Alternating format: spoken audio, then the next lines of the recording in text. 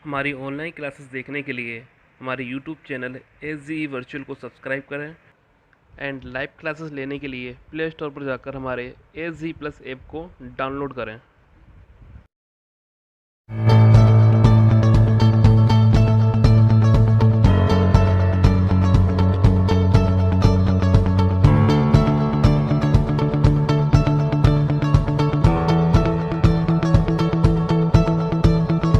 Hello students, आज हम बात करते हैं class 11th unit first some basic concept of chemistry और ये पार्ट है सेकंड। ठीक है स्टूडेंट्स, फर्स्ट पार्ट मैंने आपको ऑलरेडी प्रोवाइड करा दिया है। उसमें बताया था आपको बेसिक क्या होता है केमिस्ट्री का, कुछ छोटे मोटे रूल्स दिखाए थे कि हम कहाँ गलती करते हैं और क्या हमें करना चाहिए। तो आज बात करते हैं सेकंड पार्ट में मोस्ट ऑफ जो 5 रूल हैं केमिस्ट्री के कि कोई कंपाउंड कैसे बनता है, कैसे कैसे पोर्शन होता है, तो उसी की बात करेंगे, पांचों रूल की। और फिर देखेंगे इसका थर्ड पार्ट।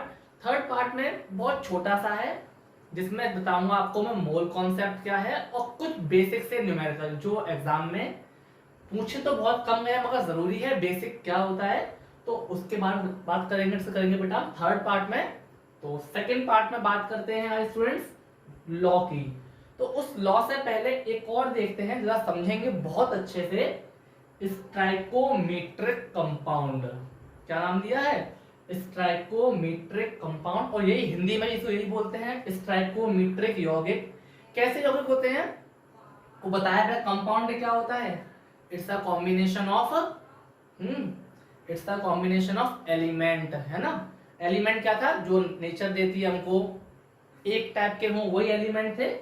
तो क्या बताया, ऐसे कंपाउंड, सुनिए जरा अच्छे से, ऐसे कंपाउंड जिसका संगठन मतलब जो बने हुए हैं वो स्थित हो, निश्चित हो, उसे कहते हैं स्टाइकोमीट्रिक कंपाउंड। निश्चित से मेरा मतलब ये है कि जो उनके नंबर जो आएंगे वो कैसे हो, कंप्लीट नंबर हो, मतलब प्योर नंबर हो। जैसे बहुत समझते हैं आराम से, H2O, H क्या है? H भी अपने में एलिमेंट है, O भी एक एलिमेंट है, तो कंपाउंड कंफर्म हो गया। लेकिन H यहाँ कंप्लीट नंबर में है 2 और O भी कंप्लीट नंबर में 1। तो ऐसे कंपाउंड जिनके जो रेशियो हो वो कंप्लीट नंबर हो उसे कहते हैं स्टाइकोमेट्रिक कंपाउंड। बहुत सारे हैं, NH3 आप देख सकते हैं, जितने भी है मोस्ट ऑफ, N1 है कंप्लीट नंबर है, H3 है कंप्लीट नंबर है, H2O2, CO2, CH4 methane, sulphuric acid, hydrochloric, सब देखते हैं कंप्लीट नंबर है। 1 2 3 4 5 6 कंप्लीट नंबर है। क्या कोई डेसिमल में है? नहीं है ना। इसका मतलब ऐसे कंपाउंड जिनका संगठन मतलब जो बने हुए हैं वो कैसा हो, निश्चित हो, कंप्लीट नंबर हो, उसे कहते हैं स्ट्राइकोमीट्रिक कंपाउंड। Is this clear? सबको हो गया अच्छे से? अच्छी बात है। अब नेक्स्ट कौन सा है? नॉन स्ट्राइकोमीट्रिक। कौन सा है स्टूडेंट्स? नॉन स्ट्राइकोमीट्रिक। हिंदी नाम भी यही है, नॉन स्ट्राइकोमीट्रिक कंपाउंड या फिर नॉन स्ट्राइकोमीट्रिक यौगिक। अब ये कैसे होते हैं? तो ऐसे कंपाउंड जिसका संगठन क्या हो, निश्चित ना हो, मतलब डेसिमल में हो। कैसे हो? डेसिमल में। समझाता हूं एग्जांपल आपको। एक मोस्ट इंपोर्टेंट एग्जांपल है इसका, आयरन 0.98O। आप कहेंगे सर ये क्या नई चीज ले आए आप? नई चीज नहीं है। यहां पर जो आयरन का जो 0.98 का रेशियो है, इसके पीछे एक लॉजिक है कि Fe क्या होता है, डबल पॉजिटिव और ट्रिपल पॉजिटिव चार्ज में, आप जानते हैं इसको। तो इसीलिए ये कंपाउंड ऐसा आया है Fe.98O। तो इसमें क्या है, क्या ये कंप्लीट है? या तो ये 1 हो जाता, 1 तो नहीं है, 1 से मतलब 0.98 है और ये 1 है। तो ऐसे कंपाउंड जहां पर जो एलिमेंट है वो कंप्लीट नंबर ना हो, कैसे हो, डेसिमल में हो, उसे कहते हैं नॉन स्ट्राइकोमीट्रिक कंपाउंड। एग्जांपल एक और है, कॉपर 79 सल्फर, ये भी एग्जांपल है इसका। तो कई सारे एग्जांपल दिख रहा है आपको अच्छे से, 0.79S। ठीक है, फिर भी किसी को डाउट है तो ये स्टूडेंट्स आप सीखेंगे इंटर में। इंटर में पहला ही यूनिट है इसको ये डिफेक्ट है, इसको हम बोलते हैं मेटल एक्सेस डिफेक्ट। क्या कहते हैं इसको स्टूडेंट्स? Metal access defect.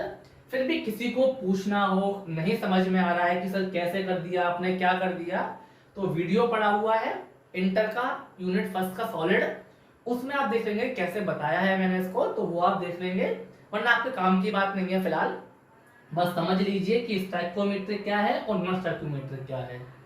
वो क्लियर हो गया?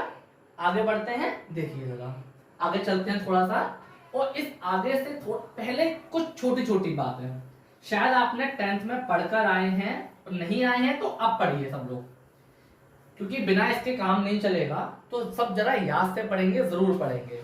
क्या बता रहे हैं देखिए, कोई भी एक्स है, कोई भी एक्स एक नीचे होता है डेट इज ए, और सपोज इसको मैंने बी लिया, घबराए ना, कुछ लोग ऐसे भी करते हैं ए बी, कुछ लोग ऐसे भी कर देते हैं ए और बी, या ऐसे भी कर देते हैं ए, मतलब जो आप करें कोई इशू नहीं है कि कहाँ करा है सर आपने बी यहाँ लिखा है, हमने बी यहाँ देखा है लिखा हुआ। तो इस ए का जो मतलब है वो क्या है? Atomic number.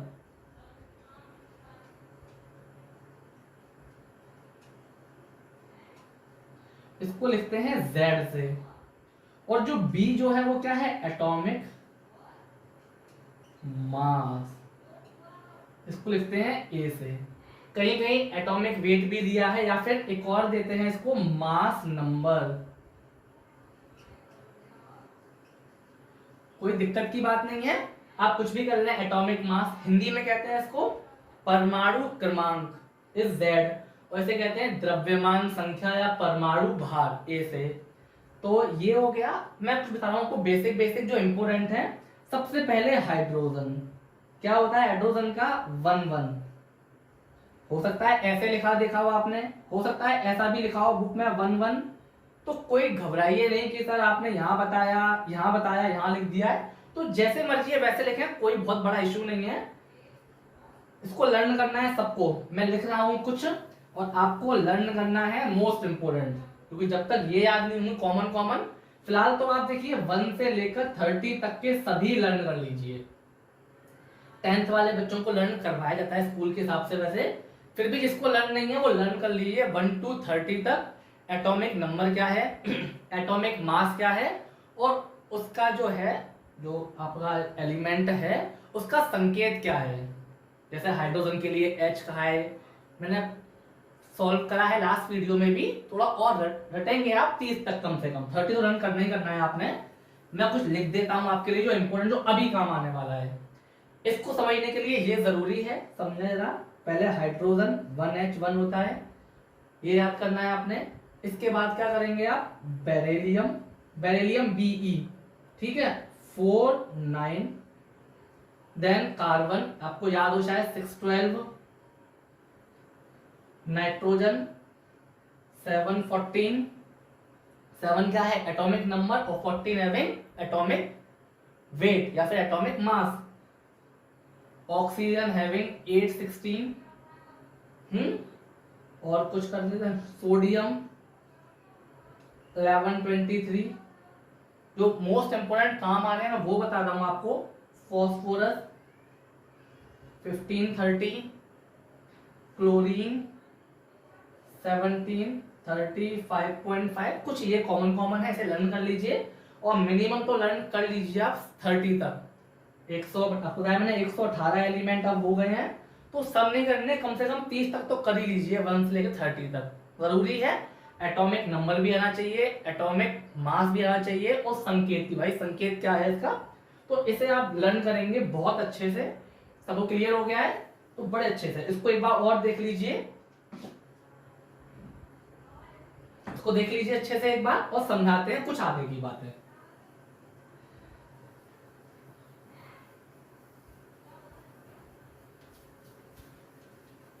देखिए सबसे पहले था लॉ ऑफ केमिकल कॉम्बिनेशन। क्या है?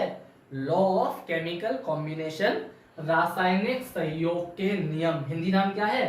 रासायनिक सहयोग के नियम। उसको डिवाइड करा है 5 पार्ट में, जिसमें 4 जो पार्ट ऊपर वाले हैं, ये 4 ये डिपेंड करते हैं मास पर। कहाँ डिपेंड करते हैं? द्रव्यमान मास पर, इसलिए मास इंपोर्टेंट है। और जो लास्ट वाला है ये है गैस के लिए। लास्ट किस पर है? गैस के लिए है। बाकी के कैसे हैं? मास के लिए हैं सब चार, नीचे गैस के लिए। तो देखिए क्या बताया, लॉ ऑफ केमिकल कॉम्बिनेशन क्या है कि किसी भी रासायनिक अभिक्रिया, समझना बहुत अच्छे से, किसी भी रासायनिक अभिक्रिया को करने के लिए हम जिस जिस मेथड को यूज करते हैं उन सब का नाम है केमिकल कॉम्बिनेशन। कोई भी केमिकल रिएक्शन हो रही है तो उस रिएक्शन को होने के लिए हमने कौन सा मेथड अप्लाई करा है या किस तरीके से करा है, उस सबको बोलते हैं केमिकल कॉम्बिनेशन लॉ। ठीक है, सबको अच्छे से आ गया। अब लॉ 5 टाइप का है। तो पहला law of conservation of mass, law of conservation of mass, इसे हिंदी में कहते हैं द्रव्य की अविनाशता का नियम, या फिर क्या कहते हैं, द्रव्यमान संरक्षण का नियम। अविनाशता का नियम या फिर द्रव्यमान संरक्षण का नियम। समझते हैं क्या नियम है बहुत आराम से, आपने पहले भी पढ़ रखा है, सिखाया था आपको मैंने। मैटर, द्रव्य या द्रव्यमान जो भी है वो कभी भी खत्म नहीं होगा। द्रव्य कैसा है? अविनाशी। वो क्या होगा? इंटर कन्वर्टेबल है, एक फॉर्म से दूसरे फॉर्म में खत्म कभी नहीं होगा। तो ये कहता है। और फिर क्या बताया कि देखिए एक रिएक्शन बता रहा हूं मैं, इसको हम बोलते हैं तीर नहीं है, इक्वल्स टू है। क्या है ये? Equals to. यहां पर जो बन के आएगा प्रोडक्ट, उत्पाद, और यहां क्या होता है? रिएक्टेंट, मतलब अभिकारक। ठीक है, ऊपर जो लिखते हैं वो कैटलिस्ट लिखते हैं, दैट इज उत्प्रेरक, वो अलग बात है। तो तीन चीजों का ये इक्वल्स टू, यहाँ रिएक्टेंट है और क्या बन के आएगा हमारे पास? प्रोडक्ट। समझते हैं क्या बताया पहले लॉ से। पहली बात कर रहा हूं कंजर्वेशन लॉ।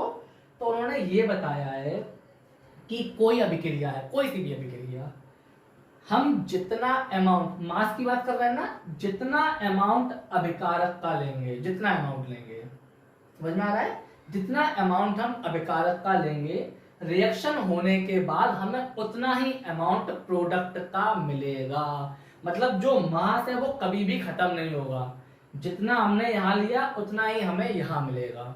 एग्जांपल देता हूं मैं। एग्जांपल, जैसे आपने ए और बी प्रोडक्ट लिया, कोई रिएक्शन हुई और सी और डी प्रोडक्ट बना। एग्जांपल, यदि ये 1 ग्राम है, ये भी 1 ग्राम है, तो इन दोनों का जो टोटल होगा C प्लस डी का, वो कितना होगा? 2 ग्राम होगा। मतलब जितना हमने यहां लिया उतना ही ग्राम हमें प्रोडक्ट मिलेगा, वो कभी चेंज नहीं होगा। बस ये हो सकता है कि शायद बहुत हल्का सा अमाउंट क्या हो जाए, कन्वर्ट हो जाए एनर्जी में, मगर मोस्ट ऑफ अमाउंट क्या होगा? मास का हमें मास में ही मिलेगा। जब हम तौलेंगे, मेजर करेंगे, तो हमें सेम अमाउंट ही मिलेगा। एग्जांपल समझो, बहुत इजी एग्जांपल। आपने क्या लिया घर में, आप बना रहे हैं शरबत। शरबत आसान सी बात है, आपने शरबत बनाया, आपने 1 लीटर ऑफ वाटर लिया। ठीक है, 1 लीटर वाटर लिया है आपने, 1 किलो पानी लिया, किलो लेता हूं मैं, इजी रहेगा। 1 kg ऑफ वाटर लिया आपने। ठीक है, आपने सपोज 500 ग्राम या फिर ½ kg उसमें शुगर को ऐड कर दिया, कर सकते हैं। अब क्या करा आपने, सपोज 10 ग्राम आपने उसमें एसेंस मिला दिया, कोई कलर, फूड कलरिंग मिला दी, कर देते हैं, कोई दिक्कत नहीं है। तो ये रिएक्शन करिए आपने, पहले पानी को शक्कर में घोला, सॉरी शक्कर को घोला पानी में, उसके बाद आपने एसेंस या कलर मिलाया, उसको घोला।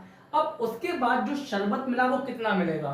देखिए 1000 ये हुआ, 1 लीटर या 1 kg लिया है, 1000 हो गया, 500 ये हुआ और 10 ये हुआ, कितना मिलेगा हमें? 1510।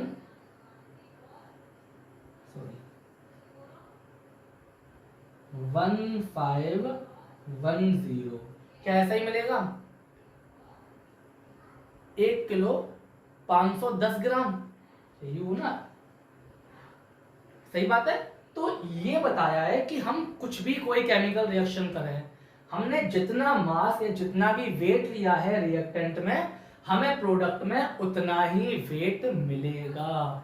मास का कभी भी खत्म नहीं होगा, इसको ही बोलते हैं अविनाशी, मतलब खत्म नहीं होगा। जितना हमने लिया है हमें प्रोडक्ट में उतना ही मिलेगा। बस ये अलग है, यदि आपने थोड़ा हीट कर दिया कोई पार्ट को तो थोड़ा बहुत क्या हो जाए, एनर्जी में चेंज हो जाए, बाद में गर्म होगा तो एनर्जी में कन्वर्ट हो जाए, लेकिन एट लास्ट मिलेगा हमें उतना ही। फॉर एग्जाम्पल छोटा सा आपने टी बना लिया, आपने कुछ अमाउंट मिल्क का लिया, कुछ अमाउंट वाटर का लिया, आपने पत्ती वत्ती मिला दी, एट लास्ट हमें जो टी मिलेगी तो क्या वो इन दोनों के अमाउंट के बराबर तो ही होगी, 100% होगी। ठीक है, आपने उबाला, थोड़ा सा पानी वेपराइज होगा, लेकिन जब वो हमने उसको ढक दिया अपने बर्तन को तो पानी वेपर होकर ऊपर तो जाएगा, और जब हम गैस फ्लेम बंद कर देंगे तो पानी फिर से कहाँ आएगा, उसी बर्तन में तो आएगा। तो इन शॉर्ट में माना ये टोटल अमाउंट मैंने 1 किलो लिया है, तो टी भी कितनी बनेगी, 1 किलो। तो होता है 2-3 ग्राम कम बढ़ हो जाए वो अलग बात है, लेकिन वैसे कितना, 1 किलो का अमाउंट 1 किलो ही मिलेगा। तो यही पहला लॉ है, law of conservation of mass. हम जितना अमाउंट रिएक्टेंट में लेंगे उतना ही अमाउंट हमें प्रोडक्ट में मिलेगा, वो कभी भी खत्म नहीं होगा, वो अविनाशी है, जितना है उतना ही मिलेगा। एक और एग्जांपल समझाता हूं बहुत अच्छे से, और एग्जांपल नहीं एज अ न्यूमेरिकल मान लीजिए, एक बार न्यूमेरिकल आया है ऐसा एग्जाम में, समझते हैं क्या बता रहे हैं। ये लॉ हमें क्या बताता है, मैं समझाता हूं। ए और बी लिया आपने, और सपोज सी और डी आपका डेवलप हो रहा है, हो सकता है। ये 100 ग्राम लिया बेटा, ठीक है स्टूडेंट, ये मैंने 150 ग्राम लिया, ये ग्राम है, गैस नहीं है, ग्राम। सी और डी क्या हो रहा है, सपोज ये आपका 50 ग्राम बना है, तो कह रहा है कि बताइए अमाउंट ऑफ डी क्या होगा। मतलब रिएक्शन दिया उसने, ए और बी लिया, रिएक्शन कराई, मुझे सी और डी मिला, तो ए का अमाउंट दिया उसने, बी का अमाउंट दिया, सी का अमाउंट दिया, वो पूछ रहा है अमाउंट ऑफ डी कितना मिलेगा। तो फिर से अप्लाई करेंगे फर्स्ट लॉ, क्या कहता है कि मास कभी भी क्या है, खत्म नहीं होता है। मतलब जितना मास इन दोनों का है, क्या उतना ही मास इन दोनों का होगा, होगा नहीं, तो लॉ कह रहा है हमसे। तो क्या कर लेंगे, 100 प्लस 150 इक्वल्स टू क्या होगा, 50। इसका मैंने x ले लिया, ये कितना होगा बेटा, ये कितना होगा, 250 होगा, और ये कितना है 50 प्लस x, ये यहाँ का थोड़ा मैथ का है, माइनस में होगा, और x कितना आया 200। तो जो d का अमाउंट आया वो कितना, 200 ग्राम। यही लॉ ऑफ मास है, sorry law of conservation of mass, यही है। सबको क्लियर हो गया, आई थिंक सबको आ गया होगा कि लॉ ने क्या बताया है। नेक्स्ट समझे, नेक्स्ट देखते हैं। किसी को डाउट हो तो वो कमेंट सेक्शन में कमेंट कर देगा, मैं उसको सिंप्लीफाई कर दूंगा। अब नेक्स्ट देखते हैं। नेक्स्ट क्या है, law of constant of preposition, Hindi नाम है स्थिर स्थिर अनुपात का नियम, या फिर निश्चित अनुपात का नियम। कांस्टेंट निश्चित ही होता है, स्थिर अनुपात का नियम या फिर कांस्टेंट अनुपात का नियम। देखिए समझाता हूं, पहले लॉ पढ़ता हूं, लॉ को समझेंगे, बहुत आसान लॉ है। क्या कहता है, इसको डेवलप किसने करा है, प्राउड्स ने। साइंटिस्ट का नाम याद रखेंगे, प्राउड्स ने। उन्होंने क्या बताया है कि प्रत्येक रासायनिक यौगिक में, चाहे वे किसी भी विधि से बनाया या प्राप्त किया जाए, सुने जरा, कोई भी केमिकल कंपाउंड है, मैं एग्जांपल देता हूं वाटर, बहुत समझे अच्छे से, कोई भी प्रत्येक रासायनिक यौगिक में, चाहे वो किसी भी विधि से बनाया या प्राप्त किया जाए, प्रत्येक के द्रव्यमान एक निश्चित अनुपात में होते हैं।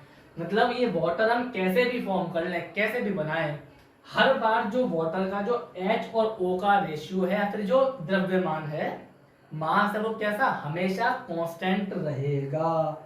अर्थात यौगिक निश्चित प्रकार के से बनेगा।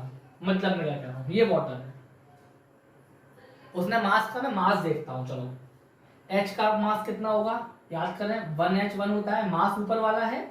ऑक्सीजन क्या होता है 816, तो मास ऊपर वाला है।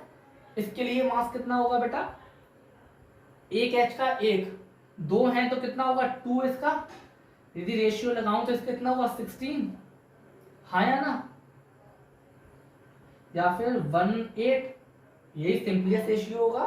तो वो ये कह रहा है कांस्टेंट प्रपोजिशन में कि वाटर का जो रेशियो है, जो वाटर के मास का जो रेशियो है वो 1:8 है, या फिर 2:16 है। तो वो ये कह रहा है वाटर किसी भी तरीके से बनाया जाए। बनाने का मतलब ये है चाहे वो बारिश का पानी हो, वाटर है वो भी H2O है, चाहे वो समुद्र का पानी हो H2O, वो नदी का पानी हो वो भी H2O है, या हमारे घर में कोई नल से पानी आ रहा हो, समरसेबल से पानी आ रहा हो, कैसे भी पानी आ रहा हो, उन सब के अंदर जो पानी के जो मास का रेशियो है वाटर और हाइड्रोजन और ऑक्सीजन के बीच, वो हमेशा 1:8 ही रहेगा। एक वाटर मॉलिक्यूल का जो वो रेशियो है वो कितना रहेगा, 1:8 रहेगा। बस यही नियम है।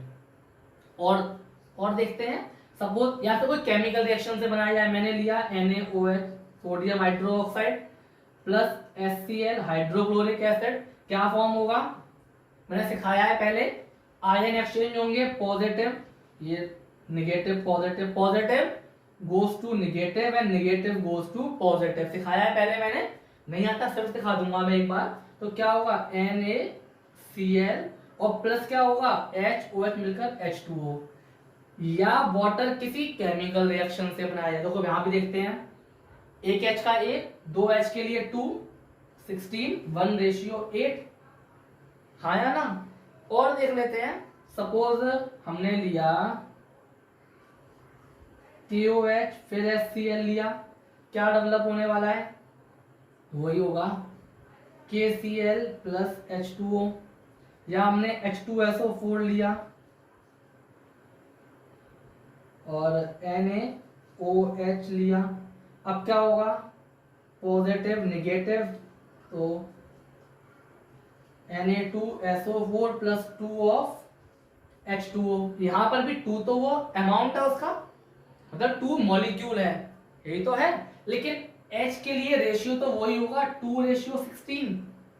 तो यही है कांस्टेंट प्रोपोजिशन का लॉ, कि हम कोई कंपाउंड कैसे भी विधियों से बनाए या कैसे भी बनाए, कुछ भी मेथड से बनाए, उसके जो कंपाउंड के जो एलिमेंट है उसका जो मास का जो रेशियो है वो हमेशा इक्वल ही रहता है। बस यही है law of constant of proposition.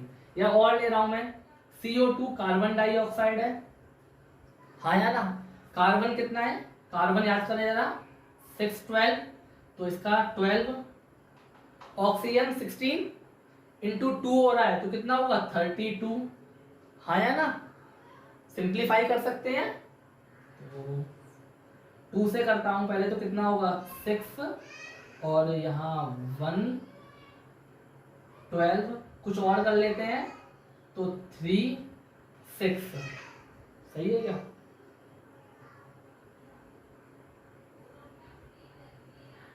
नहीं सॉरी 16 और यहाँ करेंगे तो 8, सॉरी बेटा मिस्टेक हो गई थोड़ी सी, 3:8 का रेशियो आया। अब ये एयर में है, CO2 हम जानते हैं 0.03% है, रेशियो कितना है 3:8। या आपने क्या लिया कैल्शियम कार्बोनेट लिया, इसका रिएक्शन करा दीजिए, क्या मिलेगा CaO plus CO2 in gaseous state, यहाँ पर भी C और इसके बीच का रेशियो 3:8 ही तो होगा। तो बस यही है कि कोई भी कंपाउंड या किसी भी प्रोसेस से आप बनाएं, चाहे वो केमिकली बनाए या आपको नेचर से मिले, जो उसके एलिमेंट हैं उसका जो मास है उसका रेशियो हमेशा इक्वल रहता है। मैं समझता हूं आप सबको बहुत अच्छे से आ गया होगा। मैं बोलता हूं समझे एक बार जरा, क्या बताया कि किसी भी यौगिक को चाहे वो किसी भी विधि से बनाया जाए, उसके एलिमेंट मतलब तत्वों के मास द्रव्यमान का अनुपात सदैव समान रहता है, चाहे वो किसी भी विधि से बनाया जाए। क्या सबको आ गया अच्छे से, आज सबको आ गया होगा, आ गया तो थर्ड वाला देखते हैं। चलिए थर्ड वाला देखते हैं स्टूडेंट्स, बड़ा गौर से देखेंगे, बहुत अच्छे से गौर करें इस पर। ऊपर के दो थोड़े इजी थे, थर्ड थोड़ा सा अलग है, जरा समझते हैं थर्ड वाले को। आई थिंक सबको समझ में आ रहा होगा, आ रहा है तो बहुत अच्छी बात है, यदि आ रहा है तो फिर वीडियो को लाइक करिए, शेयर कीजिए, हमारे चैनल को सब्सक्राइब कीजिए, और हमारा ऐप है SGE+, गूगल प्ले स्टोर पे जाकर उसको डाउनलोड करिए, फ्री ऑफ कॉस्ट है वो ऐप, चलते हैं नेक्स्ट देखते हैं लॉ ऑफ मल्टीपल प्रपोजिशन। अब मल्टीपल क्या होता है, गुणित, मतलब गुणा होता है, तो गुणित अनुपात का नियम, या इसका एक और नाम है, नहीं, गुणित अनुपात का नियम। क्या कह रहा है, गुणित अनुपात का नियम। क्या नियम कह रहा है, नियम समझते हैं जरा। नियम पढ़ता हूं पहले आपके लिए एक बार। क्या कह रहा है सुने, जब दो परस्पर तत्व, कोई दो परस्पर तत्व, समझते हैं, मैं एग्जांपल है, दो तत्व लिए मैंने, सपोज C और एक और लिया O। जब कोई दो परस्पर तत्व रासायनिक संयोग करके, भाई केमिकल प्रोसेस करा दिया मैंने, सेम पढ़ रहा हूं मैं, करके एक या एक से अधिक यौगिक बनाते हैं। यौगिक क्या बनेंगे इससे, एक बन सकता है CO, इस कार्बन मोनोऑक्साइड, एक क्या बनेगा CO2 कार्बन डाइऑक्साइड, और लेता हूं मैं H+O, क्या बन सकता है H2O वाटर, और H2O2 हाइड्रोजन परऑक्साइड, एक और लिया S+O SO SO2 SO3। तो ये बता दिया। फर्स्ट लाइन क्या थी कि कोई दो एलिमेंट, कोई दो तत्व रासायनिक संयोग करके दो या दो से अधिक यौगिक बनाते हैं। बना दिया, इतना सबको समझ में आ गया, इतने आगे बढ़ते हैं। तो एक तत्व के समान, कोई भी एक तत्व के समान, माना यहाँ कार्बन लेता हूं मैं, यहाँ हाइड्रोजन, यहाँ पर H लिया एग्जाम्पल, कोई भी एक तत्व के समान द्रव्यमान से, समान द्रव्यमान, फिर से द्रव्यमान क्या करना है, कार्बन के लिए वेट क्या होगा 12, H के लिए 1, O के लिए 16, सल्फर 32, सल्फर 32 होता है, के लिए, सॉरी, समान द्रव्यमान के लिए संयोग करने वाले दूसरे तत्व का द्रव्यमान एक सरल अनुपात में होता है। मैं समझाता हूं बहुत अच्छे से। क्या कहा है कि एक तत्व का समान द्रव्यमान, क्या कह रहा हूं मैं, एक तत्व का समान द्रव्यमान दूसरे वाला जो तत्व है उसके सरल अनुपात में होगा। अनुपात से मतलब रेशियो कॉमन होगा, मतलब 1 होगा, 2 होगा, 3 होगा।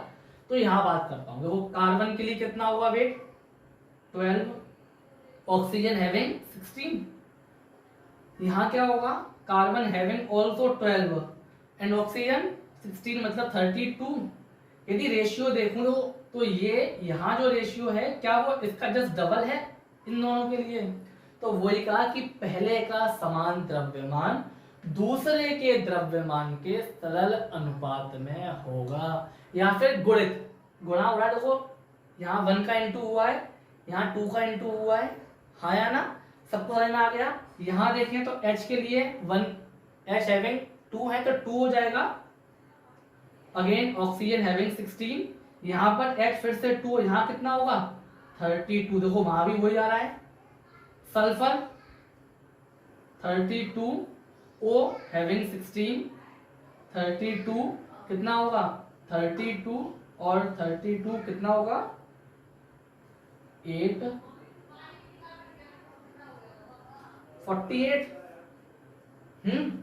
यही तो होगा। तो यहां पर देखिए, यहाँ 1 का इंटू हुआ, यहाँ सॉरी ये यहां से यहाँ 2 का इंटू, यहाँ से यहाँ 3 का इंटू। तो ये कहा है कि पहले का द्रव्यमान कैसा होगा कांस्टेंट, और दूसरे का क्या होगा सरल गुणित अनुपात में होगा, मतलब 1 होगा, 2 होगा, 3 होगा, 4 होगा। सबको समझ में आ गया। एक बार फिर से रिपीट करता हूं मैं, जरा समझेंगे क्या बताया कि कोई भी दो तत्व लिए हमने, दोनों केमिकल रिएक्शन कर रहे हैं, उससे 2 या 2 से अधिक कंपाउंड बना रहे हैं, तो किसी एक का द्रव्यमान जो होगा वो दूसरे वाले के द्रव्यमान के सरल अनुपात में होगा। क्लियर हो गया सबको, अच्छे से क्लियर हो गया? हो गया तो वेरी गुड। अब नहीं आया तो फिर से वही कमेंट सेक्शन वाली बात है। और अब हम देखते हैं नेक्स्ट रूल कौन सा है हमारा, फोर्थ रूल। स्टूडेंट्स बहुत अच्छे से कह रहा हूं मैं, फोर्थ रूल जरा मोस्ट इंपोर्टेंट है और बहुत हार्ड भी है, थोड़ा हार्ड है फोर्थ रूल। जरा समझेंगे बहुत अच्छे से। क्या है? लॉ ऑफ रेसिप्रोकल प्रोपोजिशन, या फिर एक और नाम बोलते हैं law of equivalent proposition. Hindi का नाम है तुल्य अनुपात का नियम। क्या नाम है हिंदी का? तुल्य अनुपात का नियम या फिर व्युत्क्रम अनुपात का नियम। इक्विवेलेंट तुल्य और व्युत्क्रम का मतलब रेसिप्रोकल, तो व्युत्क्रम अनुपात का नियम या फिर तुल्य अनुपात का नियम। समझिए बहुत अच्छे से। पहले एग्जांपल दूंगा इसके लिए मैं आपको। क्या कहा है इसने? डेफिनेशन में क्या कहता है? कोई भी दो एलिमेंट है। क्या कह रहा हूं मैं? कोई दो एलिमेंट, सपोज मैंने लिया कार्बन और ऑक्सीजन, वो दोनों क्या करते हैं? एक तीसरे एलिमेंट से रिएक्शन कर। सपोज H, इसकी रिएक्शन इससे हो रही है, इसकी रिएक्शन इससे हो रही है, ठीक है, हो रही है। तो इन दोनों की रिएक्शन से जो बनने वाला कंपाउंड है और इनकी रिएक्शन से जो बनने वाला कंपाउंड है, उसमें एक तत्व जो तीसरा हम ले रहे हैं उस तत्व के इक्वल मास हो, उस तत्व का इक्वल मास हो, तो इन दोनों से जो बनने वाला एलिमेंट है, जो कंपाउंड है, उन दोनों के मास का रेशियो इक्वल होता है। जरा समझते हैं। C और H लें, क्या बनेगा सबसे स्मॉलेस्ट कंपाउंड C और H का? इस CH4, 4 मेथेन, 10th में पढ़ा है हमने। अच्छा, H और O को करते हैं कंबाइंड, तो छोटा अमाउंट क्या बनेगा? सॉरी, कंपाउंड बेसिक H और O से जानते हैं, वाटर H2O बनता है। यहाँ मेथेन हुआ, यहाँ H हुआ। जरा समझे। मास की बात कर रहा हूं फिर से, तो मास क्या होगा? इस 16, sorry, carbon having 12, hydrogen having 1 होता है, 4 है तो 4। सही है, कोई डाउट नहीं किसी को? वहां समझते हैं। अगेन हाइड्रोजन हैविंग 1, तो 2 है तो 2 और ये 16। सबको अच्छे समझ में आ गया? अब उन्होंने क्या कहा था कि जो तीसरे से कर रहा है उसके सेम मास, क्या कह रहा है वो? सेम मास, तो इसका सेम करना है। यहाँ 4 है, यहाँ 2 है, H से तो कर रहा है, तो या तो 2 का डिवाइड मार दें या 2 का इंटू कर दें।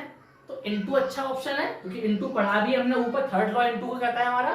तो इसको रखते हैं सेम, या मैं ऐसे कर दूं क्या? 4:12 कर दूं, कोई दिक्कत तो अलग कर दिया है मैंने। और यहाँ का 2 का इंटू करें, कितना होगा? 2 का 4 और यहाँ 2 का इंटू 32। क्या हाँ या ना? कोई दिक्कत तो नहीं है? सही है। अब क्या बचा है आपके पास? यहाँ 12 और 16, तो रेशियो क्या आया? 12:32। क्लियर? हाँ या ना? क्या बताया कि दो एलिमेंट जब किसी तीसरे एलिमेंट से रिएक्शन कर रहे हैं, तो उसकी रिएक्शन से जो बनने वाले कंपाउंड हैं और जिससे कर रहे हैं उसका मास इक्वल कर दें, तो उन दोनों से जो बनने वाला कंपाउंड है, तो इन दोनों के कंपाउंड रेशियो बराबर होगा। C और O क्या होता है? इस CO2, यदि रेशियो देखें तो क्या होगा? C का रेशियो कार्बन 12 और ऑक्सीजन का 16, 2 है तो क्या होगा? 32। क्या ये और ये सेम है? क्या इक्वल है? बस यही हमारा लॉ है। अब मैं लॉ पढ़ता हूं, जरा समझते हैं लॉ को एक बार बहुत अच्छे से। क्या कहा है कि जब दो भिन्न भिन्न तत्वों के भिन्न भिन्न द्रव्यमान, कोई भी लिया है मैंने अलग, इसका 12 होगा, 16 अलग अलग लिए हैं मैंने, किसी तीसरे तत्व के निश्चित द्रव्यमान, यहाँ 4 करा मैंने, यहाँ भी 4 करा, निश्चित द्रव्यमान से सहयोग करते हैं। हमने कर दिया, इतनी समझ में आ गई अच्छे से? सहयोग करते हैं, और यदि इन दोनों तत्वों में भी सहयोग हो जाए, इन दोनों में भी सहयोग कर दिया मैंने, CO2 बना दिया, दोनों में भी सहयोग हो जाए, तो उसी अनुपात में अथवा इसके सरल गुणित अनुपात में सहयोग करते हैं। उसी अनुपात में सरल अनुपात, मतलब इसको सिंप्लीफाई कर लेंगे तो सिंपल हो जाएगा। तो बस ये नियम है, कोई दो तत्व किसी तीसरे के समान द्रव्यमान से रिएक्शन करते हैं, तो उसका बना हुआ रेशियो दोनों करें तो उसके रेशियो के समान होगा, या फिर क्या होगा? सरल अनुपात में होगा। किसी को डाउट है? एक बार वीडियो को रिमाइंड करेंगे, फिर देखेंगे, लेकिन नियम अच्छे से करेंगे यार, ये एग्जाम में आना है आपके लिए। मतलब मोस्ट प्रोबेबिलिटी वाले क्वेश्चन है ये वाला 4th लॉ, क्योंकि थोड़ा हार्ड है 4th लॉ, तो जरा सबको आ जाना चाहिए। नहीं आ रहा है, वीडियो को रिवाइंड करेंगे, फिर से देखेंगे, फिर भी डाउट है तो आप कंसल्ट कर सकते हैं मुझसे। लास्ट लॉ है, बहुत आसान है, गैसू-लैक का नियम या फिर गैर-लूसेक का नियम भी कह देते हैं, कोई डाउट नहीं है। गैसेस स्टेज पे काम करता है, क्या नियम पढ़ता हूँ पहले नियम आपके लिए, फिर समझाते हैं इस लॉ को क्या कहा गया है उन्होंने। गैसू-लैक ने दिया था, वो कॉमन सा नियम है कि जब गैसें परस्पर रासायनिक क्रियाएं करती हैं, जब गैसें परस्पर रासायनिक क्रियाएं करती है, मैं ले लेता हूं, एक H2 लिया मैंने, इस गैसियस शेप में लिया है, स्टेज गैसियस है, और सपोज क्या लिया मैंने, Cl2 लिया, ऑलमोस्ट गैस में लिया है, तो क्या कह रहा है, तो उनके अभिकारी आयतनों में, अभिकारकी है, अभिकारी आयतनों में तथा अभिक्रिया से प्राप्त, जो अभिक्रिया से देखो ट्वाइस ऑफ HCl बनेगा, और वो भी गैस की स्टेज में हो, सुना इंपोर्टेंट, रिएक्टेंट भी किस में हो, गैस की फॉर्म में हो, और प्रोडक्ट भी कैसा हो, गैस की फॉर्म में हो। क्या आयतनों से अभिक्रिया प्राप्त गैसीय पदार्थ के आयतन सरल अनुपात में होते हैं। बता रहा हूं मैं, क्या कहा कि कोई भी दो या तीन, दो मोस्ट ऑफ दो ही होते हैं, दो एलिमेंट लिए आपने, दोनों गैसियस स्टेज में है, कैसे है गैसियस, H2 गैस में, Cl2 गैस में, और उससे बनने वाला प्रोडक्ट भी कैसा हो, गैसियस हो, तो उन तीनों का जो अनुपात होगा वो कैसा होगा, सरल अनुपात में होगा। मतलब H का रेशियो देखो, H ट्वाइस है लेकिन है तो एक जैसे ना, क्या ये एलिमेंट तो है ना, खतरा एलिमेंट तो है क्योंकि ये नेचर से मिलता है, और एक जैसे दो है तो एलिमेंट तो है, तो ये कितना है, इसका कोफिशिएंट 1, एक ही मॉलिक्यूल तो लिया है तो 1, रेशियो Cl2 भी प्योर है, 1 है तो 1, HCl एक है, आगे ट्वाइस है तो रेशियो 2, तो कितना आया, 1:1:2। बस यही नियम कहा गया है कि रिएक्टेंट भी गैस हो और प्रोडक्ट भी गैस में हो, तो उन सबका जो रेशियो होगा वो सिंपलीस्ट रेशियो, मतलब आसान रेशियो होगा, छोटा रेशियो। और देखता हूं, यहां लिखते हैं N2, नाइट्रोजन ऑलमोस्ट गैस ही होती है, hydrogen H2 again gas, reaction करते हैं, आप जानते हैं 10th में, आयरन कैटालिक है, मोलिब्डेनम, तो क्या बनेगा, NH3 अमोनिया, ऑलमोस्ट गैस में मिला है। रिएक्शन बैलेंस कर लेते हैं, पहले N2 है तो यहाँ 2 कर लिया और यहाँ 3 कर लिया, सही है, बैलेंस रिएक्शन हो गई। फिर से सब गैस में है तो क्या बताया, इसका रेशियो कैसा, सिंपलेस्ट होगा, देखिए 1 इसका आया, रेशियो 3 इसका आया, रेशियो 2, या फिर क्या कर सकते हैं 1:2:3, बस यही रूल है। आई थिंक सबको आ गए होंगे पांचों रूल, आ गए, बहुत अच्छी बात है और इम्पोर्टेंट भी है, ये कॉमन रूल है केमिस्ट्री के, इसी के बेसिस पर, इसी के बिहाफ पर हम पढ़ेंगे पूरी केमिस्ट्री, रिएक्शन कैसे हो रही है, किसी में या तो फिर कंजर्वेशन का लॉ अप्लाई होगा, कहीं कांस्टेंट वाला होगा, कहीं मल्टीपल होगा, जो भी हो, यही रूल से रिएक्शंस बनती है हमारी। आई होप आपको वीडियो अच्छा लगा होगा, समझ में आया होगा। अगेन लाइक और शेयर करें, नहीं आए रिवाइंड करें, एक बार फिर देखें, नहीं आ रहा फिर रिवाइंड करें, तो जल्दी आप सही में आराम से आ जाएगा आपको। Best of luck, be healthy and stay home, thank you.